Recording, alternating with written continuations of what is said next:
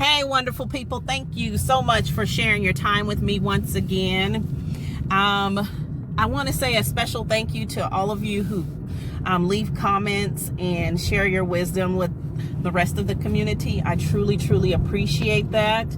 I hope that I am sharing something and giving back to you all as a survivor and as a member of this community as well. I want to talk today about hoovering. I don't know that I've ever talked about hoovering, but anyway, I am going to do that today. And I believe that there are two reasons that narcissists hoover. And within those two reasons could be, I guess, subcategories, but because I know people say 20 reasons or, whatever, 10 reasons. I think there could be a ton of reasons, but they're in these two major categories. One is they want to keep you as a part of their harem. And the second one is that they want to keep tabs on you. They want to keep their eyes on you so that you don't tattle on them. So number one, excuse me, it's loud because I'm driving. But number one is with them wanting to keep you in the harem. These are some of the things I've noticed or have read from other people that have happened with their narcissists. And I can tell you some that happened with my experience. So my ex used to text me and call me frequently when I would say, hey, I'm done. I don't want to do this anymore. So he would text, call, drop by, whatever. It was always really extreme to pressure me and to not give me any time or space to think. And usually if I didn't respond to the text and calls, he would come by, just drop by my house. And of course, in that moment, I would feel pressure he's like, I really want this relationship. Well, they'll do that kind of thing right there when they don't really have another supply set up or ready to go, because they're always working on someone else. So he would do that, try and pressure me. And of course, I would always fall for it. Well, then there were a couple times, because we did the push and pull constantly. There was a couple times where he's like, well, can we be friends? Because I have to keep you in my life. I can't imagine my life without you. And of course, that was a no for me.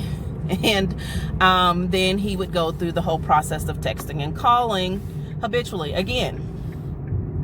Also, you might see them do things like maybe send you a happy birthday text for those of you who got out of the relationship, meaning they maybe discarded you. Usually keeping you in the harem means they discarded you or you discarded them and didn't show any signs of having any knowledge of who they really are. You just knew you wanted to be out of the relationship. So they'll try to keep you in that harem just by doing just enough, dropping a few little breadcrumbs to keep you on the leash. And again, it could be a number of things that they do. Anything they know that you like, they'll do just a little bit of it. Not to get back with you, because usually they have that new supply that they're working with, or they're building their supply. So they don't have time to devote to doing the relationship all over again with you, but they want to make you think that just in case all of their evil plans fail, they can come back to you, use you for whatever supply you gave to them, whether it be money, sex, whatever it was. They want to leave that door open. So that's keeping you in the harem. Again, usually most people in the harem have no knowledge of what they're dealing with. And so the narc's going to make sure that they don't gain knowledge by stringing them along. The second one, I said they want to keep tabs on you just in case you tattle. Well, this is when the stalking and harassing comes in. So everyone gets the smear campaign, friends, family, significant other, whatever. The narc's always smearing someone because the narc's always afraid of being exposed. So everyone has a negative story attached to them. But they will ramp up the smear campaign if you are someone who got away, that they feel like will tell on them, will expose them. They will increase the number of flying monkeys. The flying monkey heat will turn up. But most importantly, you'll find that they'll choose a new supply who is extremely toxic, who will start to do their bidding. And you guys pull this person straight from the pit of hell from where the narc came from.